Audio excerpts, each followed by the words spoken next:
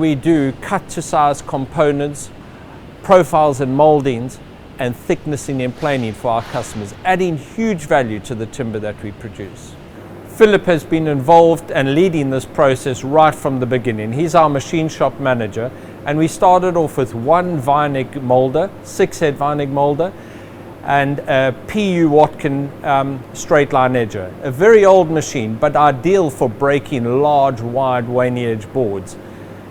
As we progressed, we added a planing machine to the process, and I can gladly say that after 10 years, we have now got to the point where we have two identical lines with two Vinig molders, both exactly the same, using exactly the same tooling, right? And also, you'll see behind me a SEM planer and sanding machine, which enables us to process boards up to 1400 wide. Absolutely fantastic for the type of timber that we're producing. We've included in that a Salvador crosscut and a few other bits and pieces which enhance our service to our customers.